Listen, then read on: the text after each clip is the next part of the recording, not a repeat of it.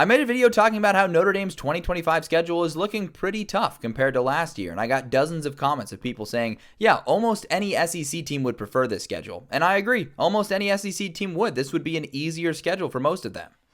The reality for the SEC is the way they are built, which is a mega conference with a plethora of Tier 1 college football programs, is not the ideal way to have a conference be built. Any given season, it is a treacherous schedule. And you look at some of these schedules that come out each season, and it's unbelievable. Florida's schedule was ridiculous this last season. You've got LSU with a ridiculously tough schedule. Bama's schedule was pretty daunting as well. Georgia's schedule actually ended up being a gauntlet. And as a result, they get stuck with a ton of losses in conference play. And it doesn't matter if they sweep in the non-conference, and if they look good in the non-conference, if they take a certain number of losses, the general mindset that the college football public still has is you are what your record says you are. And you'll hear phrases like, you can't put a 3-loss team over a 1-loss team or something like that, even if there's a drastic schedule imbalance. It does not matter if you stack your schedule like the SEC does. People still pay attention to wins and losses. This is not an advantageous way to build a conference. Having programs like Oklahoma and Florida and Texas A&M and South Carolina and LSU and Bama and Tennessee and Georgia and Texas in the same conference any given season is not an ideal way to run a conference.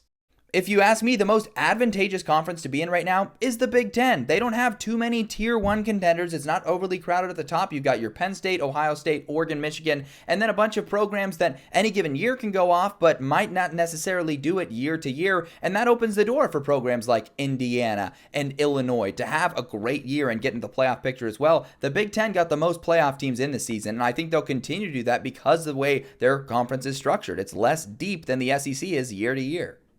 So yeah, the SEC can brag about how tough their schedules are, but it's not going to change anything unless the mentality drastically changes or something else drastically changes. You're just going to be talking about how tough your schedule is and going to the Outback Bowl.